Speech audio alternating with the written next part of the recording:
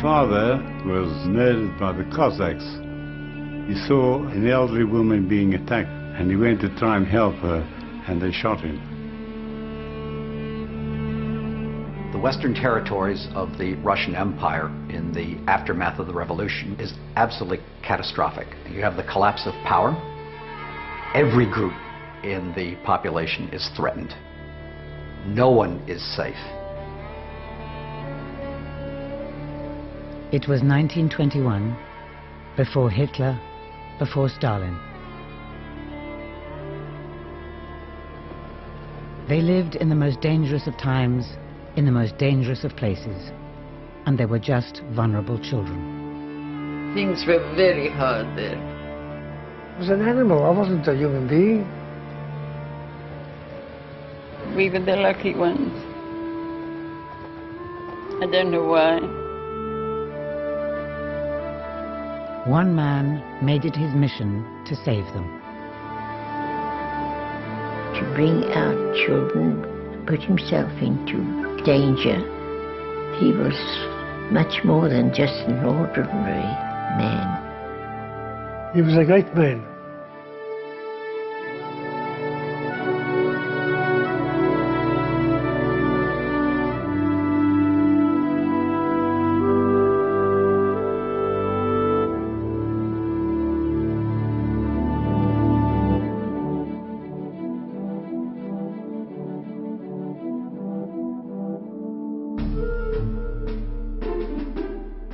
Ordinary monthly meeting, the General Committee of the Cape Town Jewish Orphanage, 8th August 1920.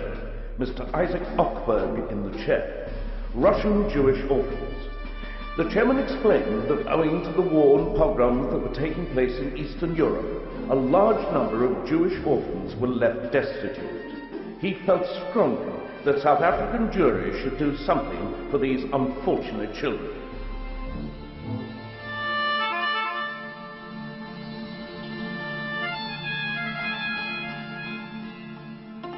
By 1920, more than 10 million people in Russia had perished from 6 years of war, famine, and disease.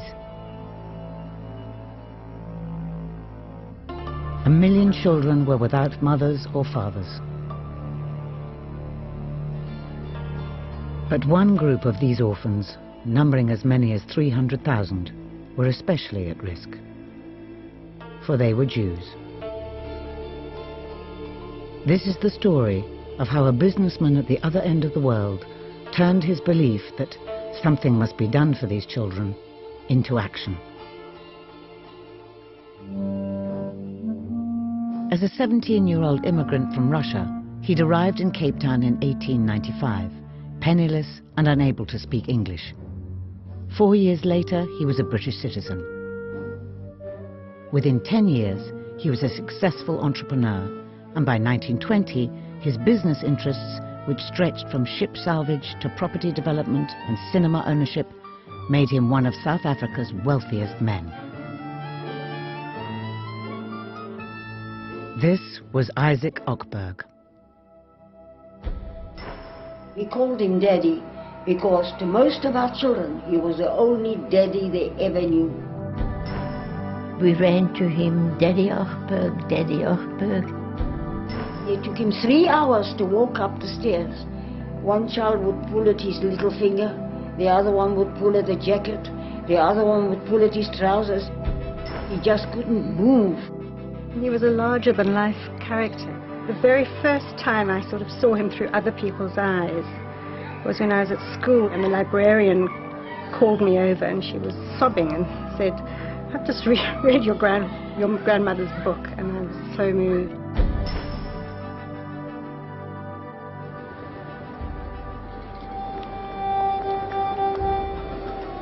Uman, a city in southern Russia near the Black Sea. Uman, the birthplace of Isaac Ochberg in 1878. Uman, like most everywhere in the Russian Empire, a place where to be Jewish meant you lived with the word pogrom ringing in your ears. It's an ugly word, pogrom, an ugly word for an ugly act. In its original Russian, it means outrage or havoc. But for more than a century now, in English, a pogrom has come to mean an organized, deliberate attack on a minority, often Jews. For Isaac Ochberg, this wasn't just a matter of words. He knew about pogroms firsthand. In 1881, when young Isaac was 3, Tsar Alexander II was assassinated, and it sparked a wave of pogroms wherever Jews lived.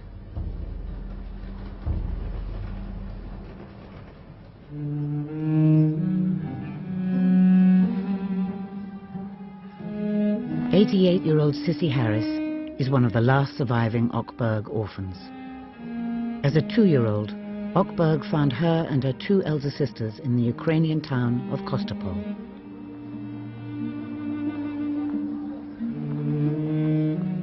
She returns to the place of her birth for the first time.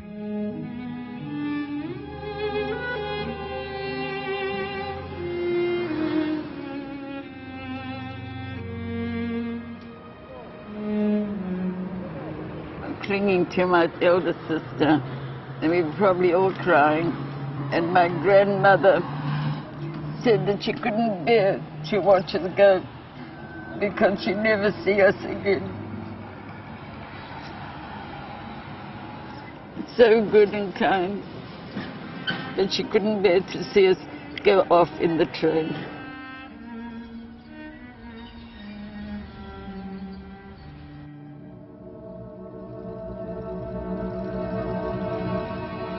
Half the world's Jews, more than 5 million souls, lived in Russia at the start of the 20th century, a time when anti-Semitic feelings reached near hysterical proportions in the Pale of Settlement, that curiously named part of the Tsar's empire, from the Baltic to the Black Sea, where Jews were permitted to live.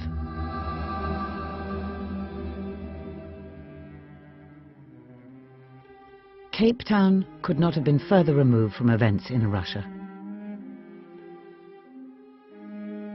These are Isaac Ochberg's reckonings of his wealth in 1905.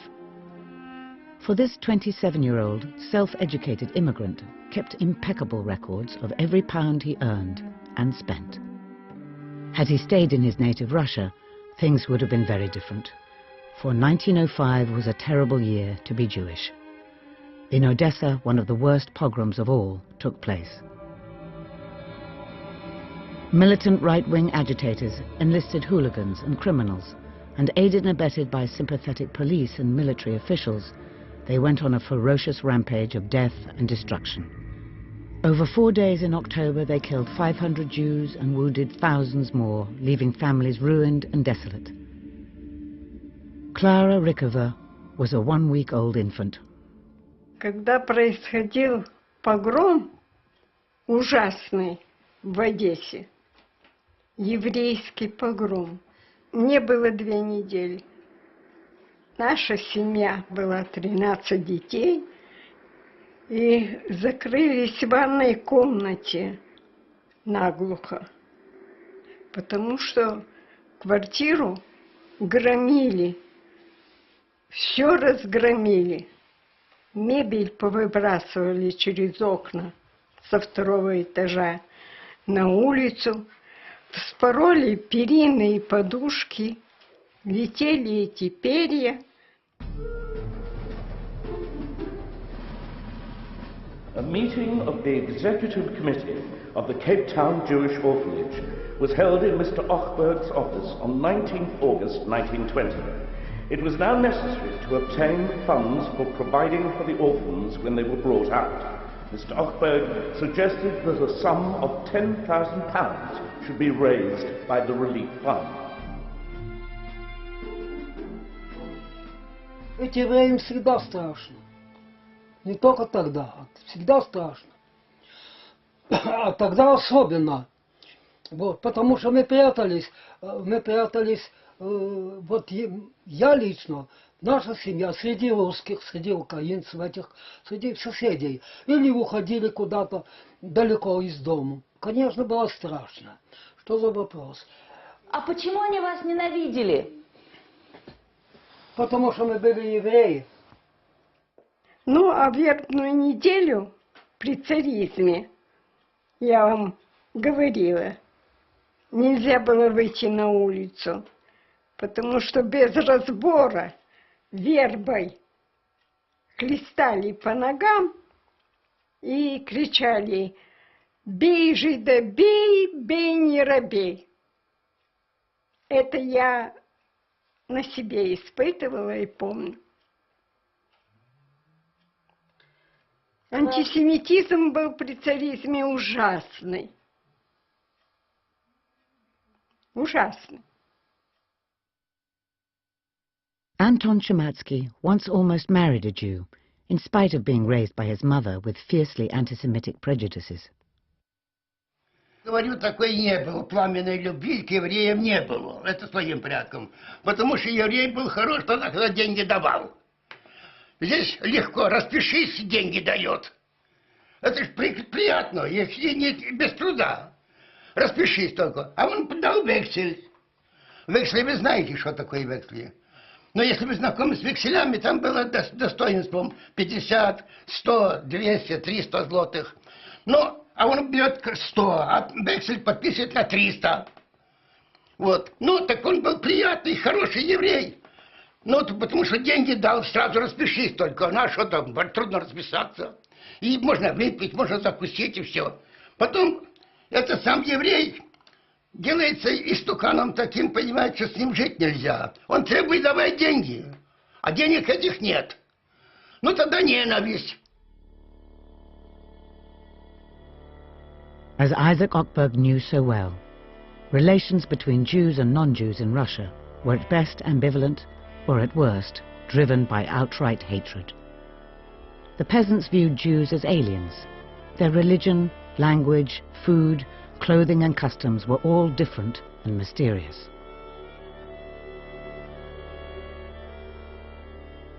Gregory Nestor is the oldest person on earth.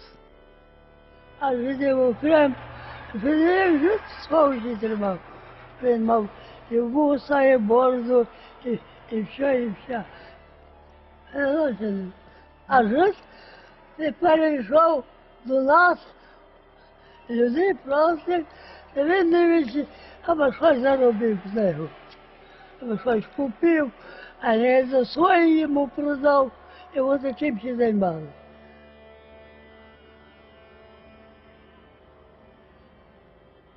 Вони були без землі, вони жили з торговлі. Як ви ставились до них? До жидів? Так.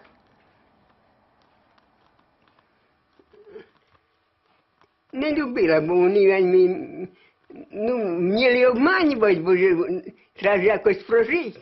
Вот волки, они необходимые, понимаете, в охотничьем хозяйстве.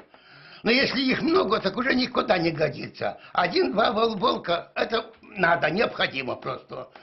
Но так само евреи. Евреи, он необходим просто в селе, если село большое. Он необходим, потому что хочешь водки, допустим, купить. Он не торгует водкой, он не имеет концессии, ничего. Но если к нему подойти, так у него всегда бутылка две найдется. A special meeting of the General Committee of the Cape Jewish Orphanage took place on the 22nd of August 1920. The chairman gave a full report of his work in connection with bringing over the destitute Jewish orphans from Eastern Europe. He also stated that he had attended a large public meeting of the Cape Relief Fund for Jewish war victims. The world from which Isaac Ochberg wished to rescue orphans in 1920 was a hellish place. More than 3 million Russians had died during the First World War. Then, in 1917, had come the revolution, and in the civil war that followed, at least as many again were killed.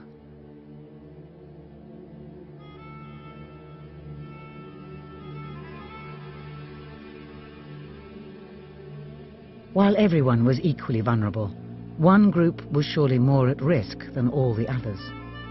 Revolution and civil war had already made for a lethal cocktail, but when it was both shaken and stirred, with superstitious beliefs about Jewish customs, Jews could so easily be seen as fair game for any wandering Cossack with a grudge. Ну, потому что евреи, понимаете, употребляют христианскую кровь в мацу, понимаете, вот, ну. Ну, так это ж, ну, послушайте, и потом как они добывают эту кровь? Они добывают эту кровь в бочку, набивают гвоздей и бросают эту жертву в бочку и катают. Ну, так я себе раздумал, что если бросить какого-нибудь мальчишку или кого-нибудь в бочку с гвоздями и катать ее так вот, так там будет больше отходов, чем крови. Так я спрашивал матери, как же ж так? Так там же не только кровь, там может быть и кал, и мочь, и все, что хочешь, там может быть больше. Ну, получил подзатыльник, ничего, уходи к черту, раз не понимаешь. Ну и все, он и кончил, весь разговор кончен. Що казали про цей час тоді? Ну так казали, якщо я кажу. Ну, що значить лють людську кров. А я вам так кажу, але я не докажу, бо не знаю. Ну так проговорали люди. Ну для чого, щоб влить у ту мацу, як то вони казали. Ті коржі. Ну, значить, за людську кров. Я і вірила, і не вірила, бо я ж не бачила. Да не бачила. Воно так проговорали. With beliefs such as these, little wonder that Jews were easy meat for the marauding bands of soldiers that were ravaging the countryside in the anarchy that was the west of the former Russian Empire in 1920. Retreating Germans, aggressive Poles, Ukrainian nationalists, the Red Army and White Russians, all of them indulged in anti-Semitic attacks at one time or another. No one will ever know the exact numbers, but between 100,000 and 150,000 Jews were killed at this time. Another 50,000 or so Jewish women were raped, and as many as 1 million Jews were directly affected in some way by pogroms. While all civilians were at risk in these troubled times, only Jews were killed simply for being Jews. I was born in 1908. And in the First World War, I can tell you they were bitter years, but the Russian Revolution was terrible. Все власти были слабые. Одна была, они были почти одинаково вооружены. Понимаете? Они менялись часто, конечно, менялись. Вот. Мы иногда ложились спать при одной власти, а встали утром, уже другая власть.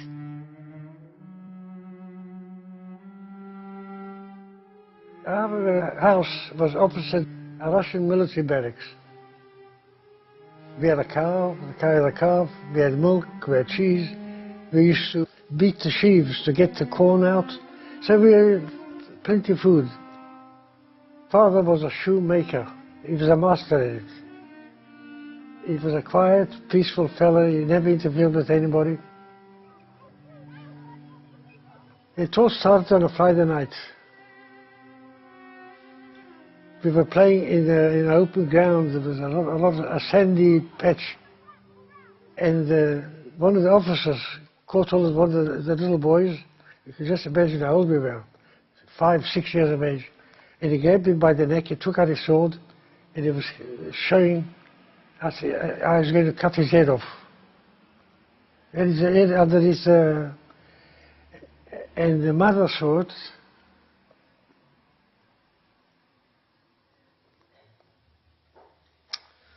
Yeah, I remember it. She was never the same again.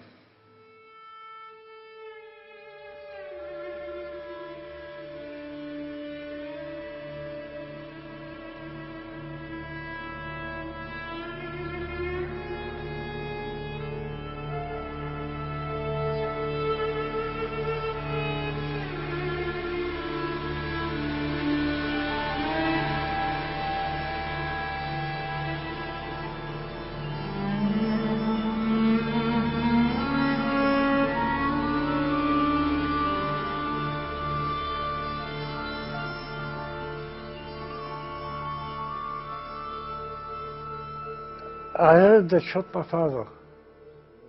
He was hiding on top of a shul. They took him into the barracks, shot him on the spot. There was no argument. They buried him in a shallow grave. Before I was born, my father was in the Polish army, and he came to visit my mother over a weekend. And whilst they were sitting talking in their room, there was a noise outside. And my mother said to my father, "Go and have a look, what's happening outside?" He went to have a look, and he saw an elderly woman being attacked by the Cossacks, and he went to try and help her, and they shot him. While he was lying there, my mother went out to see what was happening, and she found him dying on the ground. She was then about 6 months pregnant with me, and he died in her arms, and that was the end of him.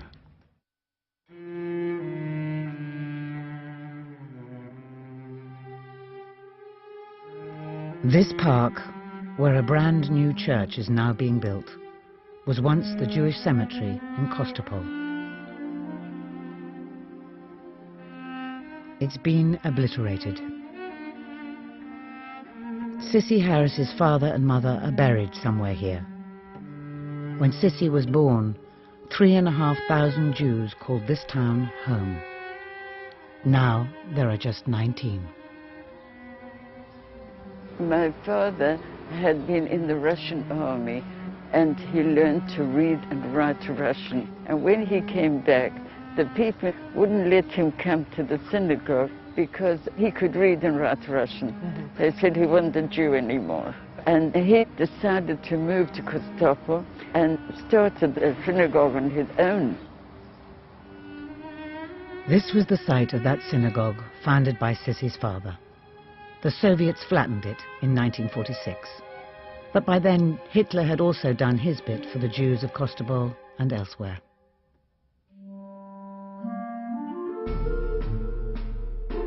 Read the Russian Orphans. The chairman thanked the meeting for the confidence they showed in him by leaving the matter entirely in his hands. At the same time, he wished to remind them that they were taking upon themselves a difficult task, and he hoped that everyone would put his shoulder to the wheel and unite in doing their utmost for this cause. As to who should proceed to England to bring out the children, the feeling of those present were that the chairman should go himself. The chairman said it would be a great sacrifice for him to go, but if no one else would come forward, he would do so. Applause.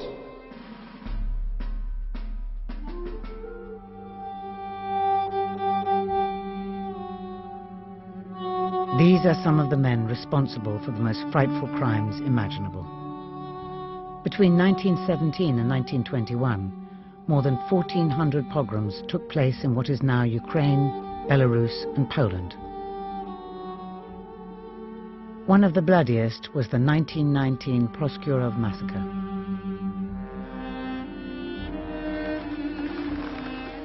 In the early part of that year, the town was controlled by Cossacks, loyal to the Ukrainian nationalist leader Simon Petluria. The local commander was a syphilitic psychopath, Ataman Semyshenko. At precisely 2 p.m. on February the 16th, 1919, the Jewish Sabbath, Semyshenko unleashed his troops on Proskurov's unsuspecting Jews. Naum Gajvika was there. Там, где мы жили, по Соборной переулке, во дворе этот самый день была стрельба, страшная стрельба. И вот и трое петлюровцы заскочили и в этом переулке. Двое заскочили к этому, был там Янкель Маранц, известный этот слесарь, у него трое ребята были, и дочка была. Вот я правильно говорю. Вот. Они туда зашли, они, наверное, он, наверное, им дал много денег, не слышно было стрельба, не слышно было, значит, не убиты. И заскочили к нам один петлюровец, вот, мне было тогда сколько, 7 лет. 7 лет. Один, значит, петлюровец зашел и вынул клинок. Он сказал по-украински: я зараз вам голову сниму совсем, дайте золото и бриллианты. Что это за золото и что за бриллианты, даже не видели. И вот, и труба затрубил, и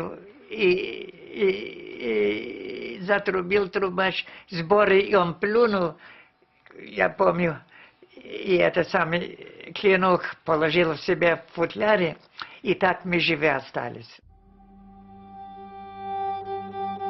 1,600 Jews were killed in 3 hours in Proskurov that day, 1/10 of the town's Jewish population. Proskurov became the iconic pogrom of collective Jewish memory. But there was another image that also flowed through the consciousness of Jews, like Isaac Ochberg in the 1920s. For where there are soldiers plundering civilians, there is an age-old tradition: rape. Хозяева этого маленького домика, у них была дочь лет 20, может быть 18, красивая высокая девушка. Возле большой печи стоял топчан. Они всех нас загнали на топчан. У топчана была сбоку к стене ниша. И мама моя затолкала нас, 2 детей. Сестренке было 6 лет, мне 11. Ну, мы из-за этой щели выглядывали или выползали, пугали нас, видели, что ничего нет. Тогда они занялись девушкой. Она сидела они ее раздели догола. Стояла там скамья, деревянная скамья длиной, может быть, 1,5 метра. Они ее посадили верхом на эту скамью и стали тыкать ей нагайками в груди, в тело, в бока, прочее. Она молчала. Она не плакала, не кричала. Они тыкали ей туда своими нагайками. Потом, очевидно, уже не выдержав, схватили ее и затащили в соседнюю комнату.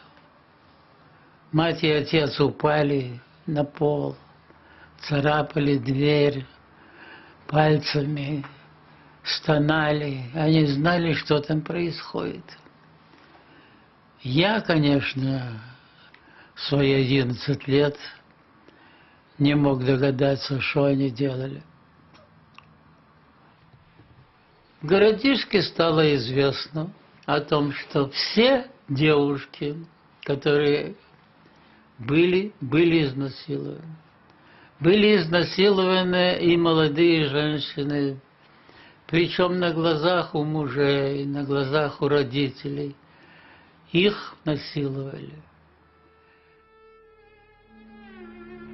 For the lost children of this country, beset first by war, then revolution, disease, famine, and finally pogroms, life hung by a slender thread that could be broken at any time.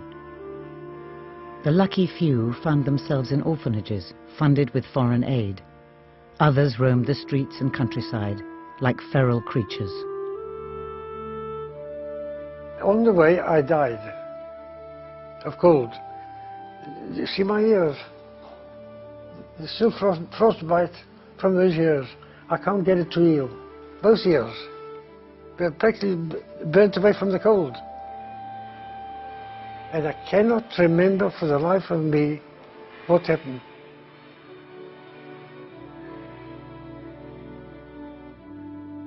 How the hell I joined the crowd again and I landed in Vladimir. Absolutely on my own. I went knocking on the doors looking for food. Only food. I slept in a house on the floor with grain bags. You know, just anything, anywhere to sleep. I defecated where I slept. I'm so scared. I was an animal. I wasn't a human being. There must have been thousands on the train, hanging on the doors and the windows, all over, on top of the train and under the train. It was winter and the frost must have been anything between 20, 25 degrees below zero. If you put a cup of boiling water in a second, it becomes a block of ice. No clothes, no shoes. We had to cover our feet with a piece of rag. I had 2 sisters who died from typhoid fever and 3 brothers. The younger one went out and he never came back. Do you remember anything about the death of your parents? I thought it was my parents because it happened around where I was living, and it appears that they died on the same day.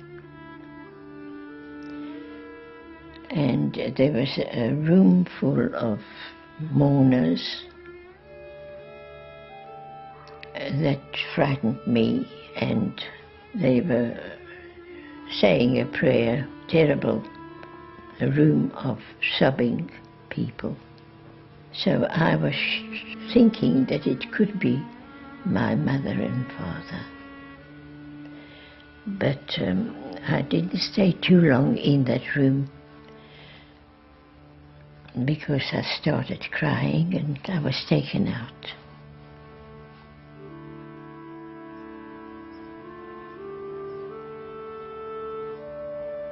My father and brother Jack contracted dysentery. There were no doctors in the village. The nearest hospital was in Rovno. Jack, being young, fortunately pulled through, and my father was too weak. They had no medicine. They had nothing there. It was such a poor area. There were days when Mother would wake up Jack and Lise in the morning and send them into the forest to look for, I think you call it sway, the leaves. And if she found them, then we would have breakfast. And if she didn't, then we didn't. How did your mother pass away? She must have died of hunger. She was very thin, and she was always caring for the children. And there wasn't enough food. As you were so small, do you have any of your own memory of your parents at all? No, nothing at all. I remember Lisa crying, who's going to look after Gisela? But she was crying so bitterly, I suppose I couldn't forget that.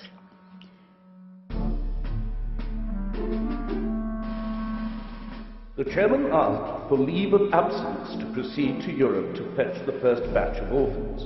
Mr. Weinberg moved that leave of absence be granted. Reverend Walt seconded the motion and wished the chairman a safe voyage and speedy return with the children. In Mr. Gardner's opinion, this matter was treated too slightly. The chairman was going at great personal sacrifice and inconvenience, and he hoped the special gentleman. On March the 18th, 1921, Isaac Ochberg left Cape Town by sea for Europe. He lingered in London and Paris for a while, but by June 4th he had set up his headquarters in Warsaw, and in the 2 months that followed, he engaged in a frenzied series of trips, collecting his orphans.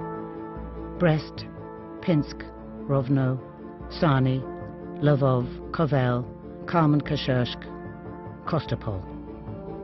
He visited them all by train, by truck, by car, and by wagon. Before he even set out, though, he made one very shrewd move. The American Jewish charity, the Joint Distribution Committee, had been active in the region for some years, and Ochberg took care to enlist their aid. In fact, most of the towns where he gathered the children had orphanages funded by the Joint, though later he seemed loath to spread the glory and acknowledge their crucial role in his mission. In Warsaw, he started from scratch, and with the help of a formidable matron, Regina Engel, he created a temporary holding orphanage in Sliska Street. Once they arrived there, the children were fed daily in Mrs. Engel's nearby restaurant. Out in the country, though, there's no denying that Ochberg had set himself a tremendous task in a land traumatized by war, with a shattered transport system and little or no infrastructure. A person traveling in Eastern Europe in the period of the Civil War and right after it is first of all going to encounter people in incredible need. He's going to see lots of people on the move, lots of refugees, and in those areas where you have big settlements of refugees, he's going to find hunger, he's going to find disease, very, very common in this area. It's just going to be huge amounts of concentrated human misery. At 10 a.m. on Monday, June 6th, Ochberg left Brest in Belarus for Pinsk, 100 miles away. The journey took him 20 hours. There he met the director of one of the 3 Jewish orphanages, a 28-year-old political radical with an eye for adventure, one Alexander Bobrov.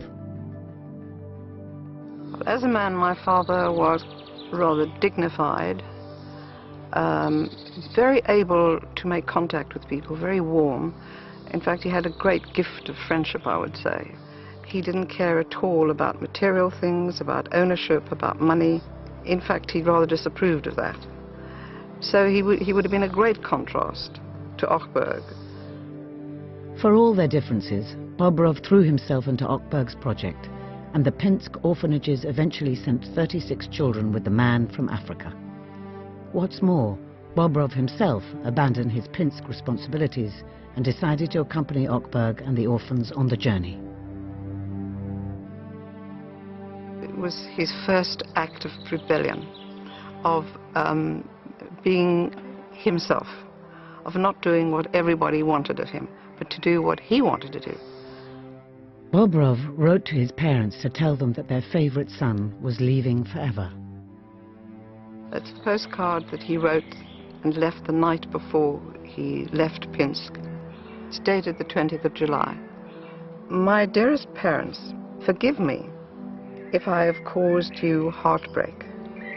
Do not worry that I am going away, for I am traveling on a great and important mission.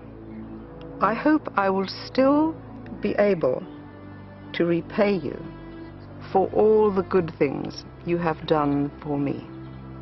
Have no regrets over your son, who holds you dear to his heart. What is interesting, he never gave it to them, but he put it underneath the chenille tablecloth on the dining table, with the intention that he knew that on the Sabbath evening they took that tablecloth off and spread a white tablecloth, and they would have found it, and they did. Bobrov did indeed repay his parents, with interest. 12 years after he left Pinsk, he paid for his surviving mother and his sister and her family to join him in Cape Town for a safer, more secure future, away from Hitler and his Aryan dreams of a Jew-free Europe. As for the orphans Bobrov left behind in Pinsk, many wrote their former director farewell notes, telling him how much they would miss him. But unlike the Ochberg orphans, the fate of these children will never be known. Did they live? Did they die? Did they have children of their own? And if so, what became of them?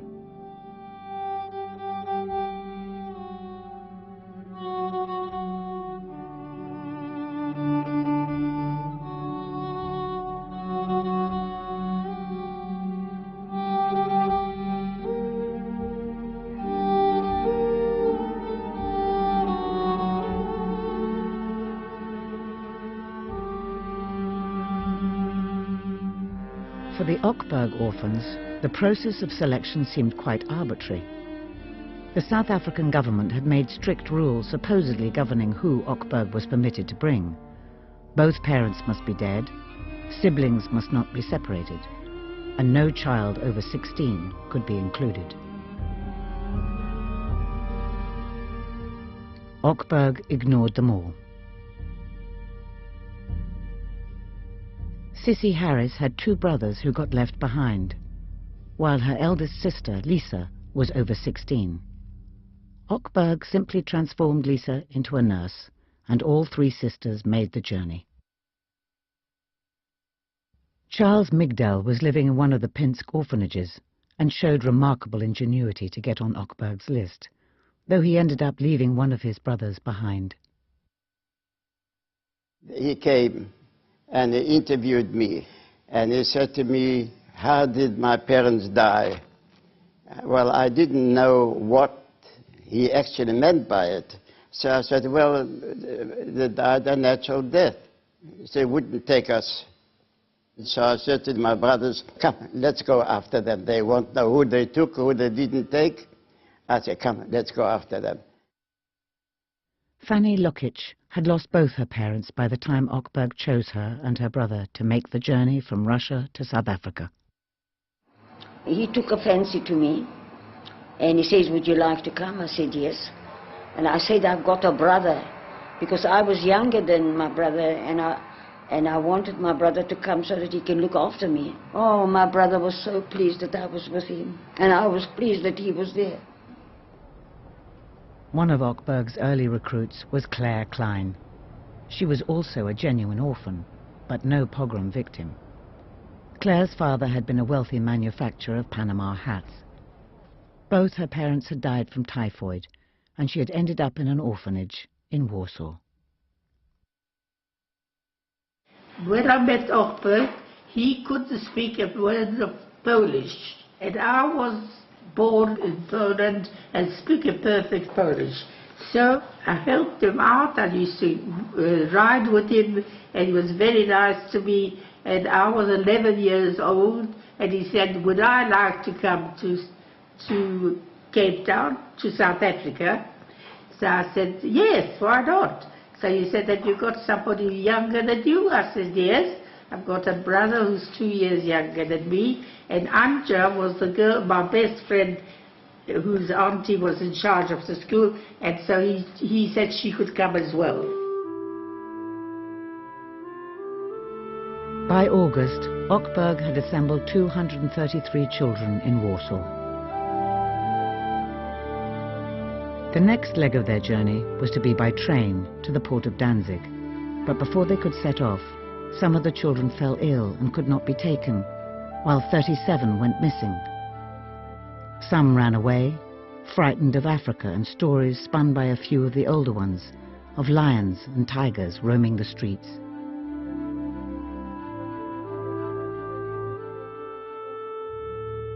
No one will ever know what befell any of these children, crossed through on their passports.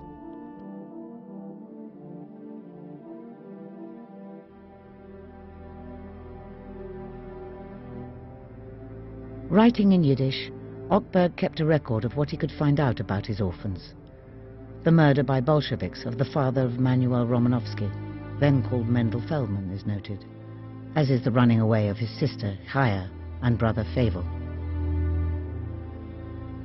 10-year-old Rosa Gerwitz had lost a parent in the Proskурov pogrom. 6-year-old Fega Shrasner had been found lying between her murdered parents in Stanislav. Little Malka Shapira had lost both her parents to hunger or typhus and was left alone without any help. 7-year-old Malka is now known as 94-year-old Molly Cohen. I am Malka Shapiro, the tiniest of the lot. No head or toe.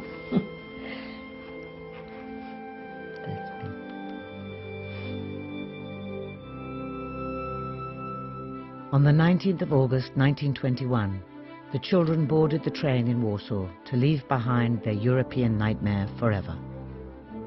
For some, the leaving was not without its own pain.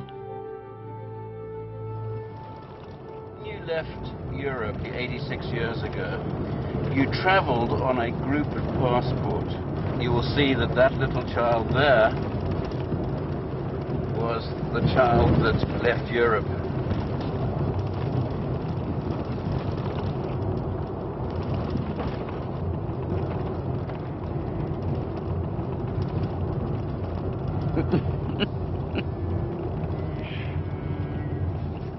I've never seen this before. I don't look very happy. Do Do you recognize that child? Very much.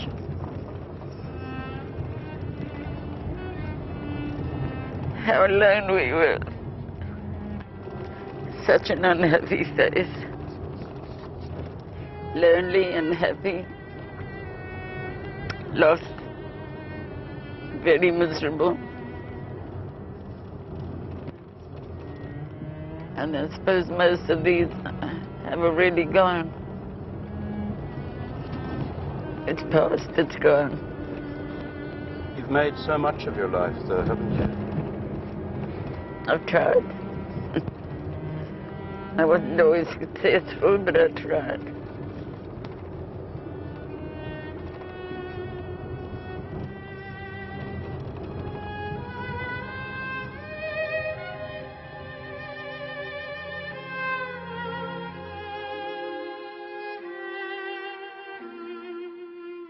My mother was the only grown-up person who saw us off at the station.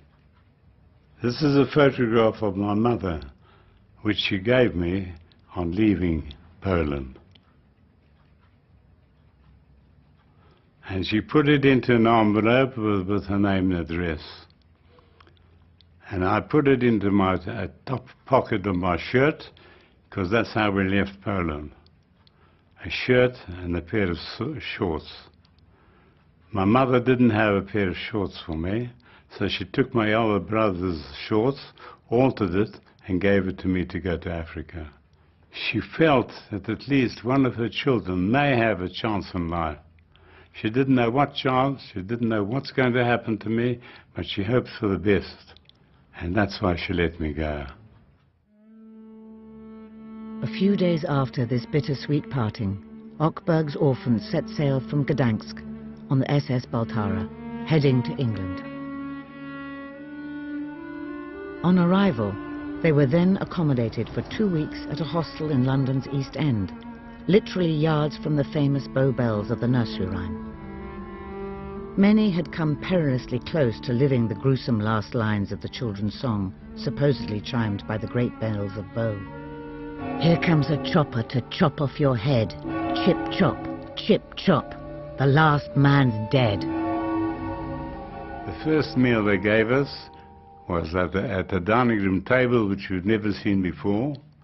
And we saw the bread coming, and all the children started grabbing for the bread, because we never saw bread. The first decent meal we had was in London. The children became minor celebrities. Newspapers were fascinated by the Pogrom Orphans, and depending on the political color of the publisher, the children were variously victims of Bolshevik terror, war, or anti-Semitism.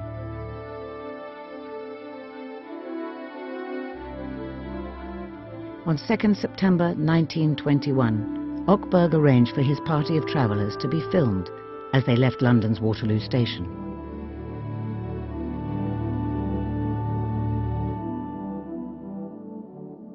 By now, there were 167 children under the age of 16 and 25 accompanying adults, many of them older siblings.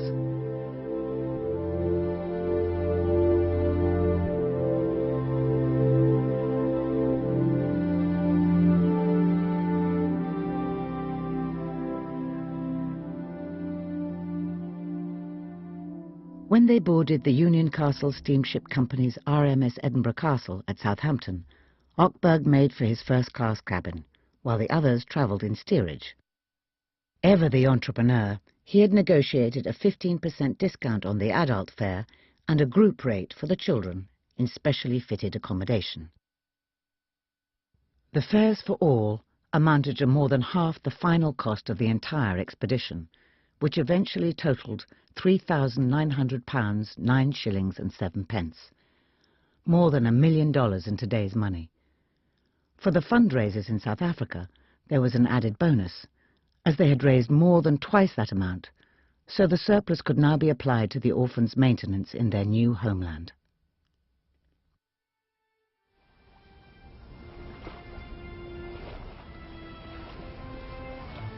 Meeting of the reception subcommittee of the orphanage held at Mr. Weinberg's house on Sunday, 4th September 1921. In reference to the arrival of Mr. Ochberg and the children from Russia, it was decided that the whole committee be invited to go down to the docks when the boat arrives. Mr. Kadish, on behalf of the orphanage, to officially welcome Mr. Ochberg and the children on arrival. When we arrived, we thought we were in fairyland. All the lights were on Table Mountain and everything else.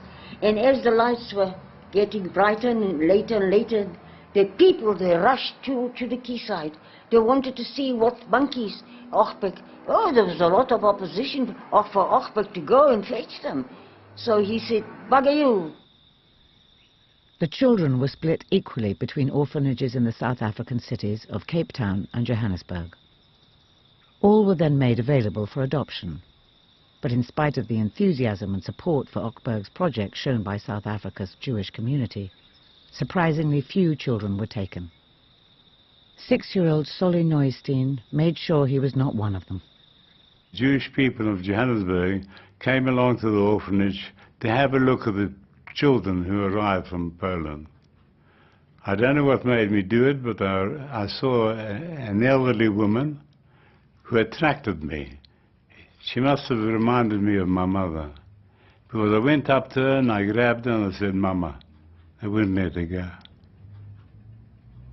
So she said to me, go and have your supper and we'll take you home. In those days there were no adoption laws. You picked up a dog, you picked up a child, you can take him home. So I wouldn't let her go, and she said to me, well, go and have your supper. I'll wait for you. I said, no, you'll go away. So she came into the dining room to see me eat. And being of a soft heart, she took me home. Solly quickly came to regard the Josolowitzes of Johannesburg as his mother and father. 15 years later, he was to receive a letter from his natural mother in Lvov, at that time part of Poland. It was written in Yiddish, with an English translation provided by his mother's neighbour. 10th of December 1936.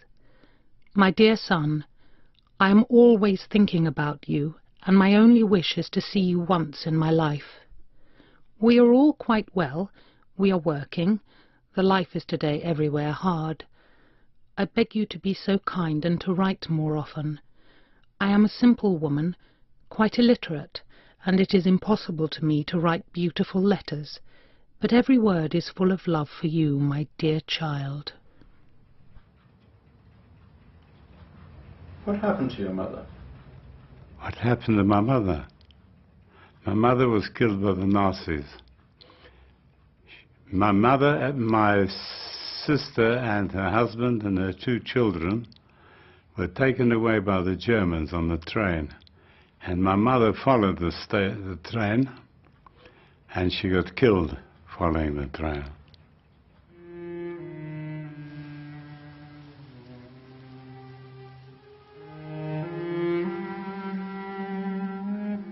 No graveyard is large enough to contain the innocents murdered in World War II by Hitler's supporters, be they stormtroopers, soldiers or civil servants. And the Jewish graveyards of Belarus, Poland and Ukraine are today mostly sad, sad places. Desecrated, lonely, forgotten. These are the resting places of the forebears of Ochberg's orphans, but they and their descendants were spared the ovens of Auschwitz, Sobibor, Belzec and Majdanek, and are now spread around the globe from Australia to Zimbabwe.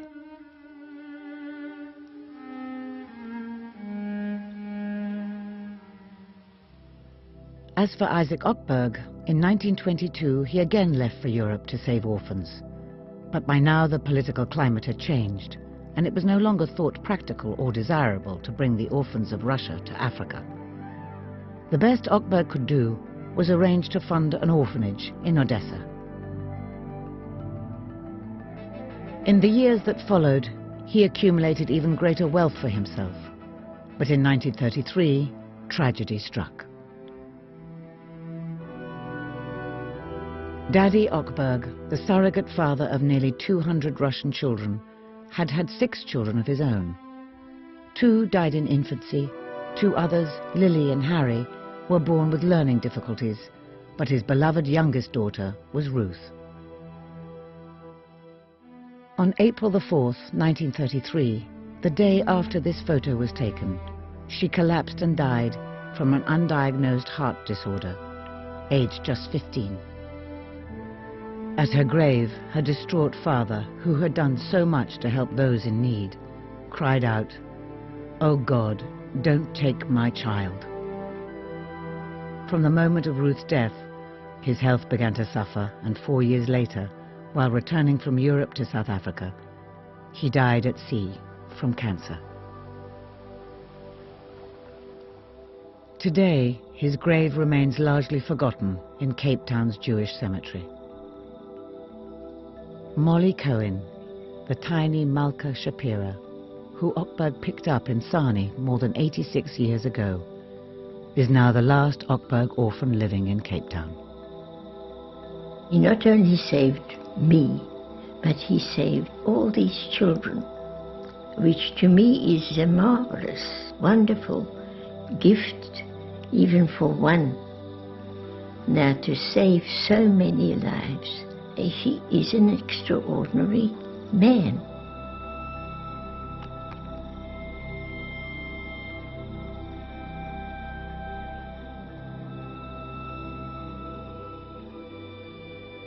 In 1920, Isaac Ochberg dared to dream a dream of saving hundreds of children from a ravaged, war-torn land.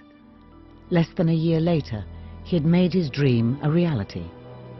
This unlikely man of action had shown vision, leadership, and bravery.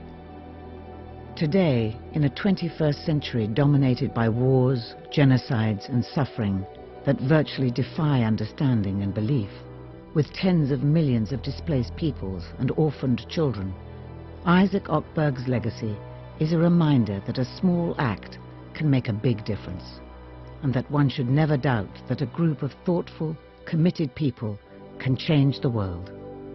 Indeed, it is the only thing that ever has. Sometimes I'm out here on my own, because then I can talk to myself, which I usually do. Do you ever get lonely? Yeah. Yeah, sometimes. I did try and take my own life when I was younger. I was thinking things along the lines of I'm not worthy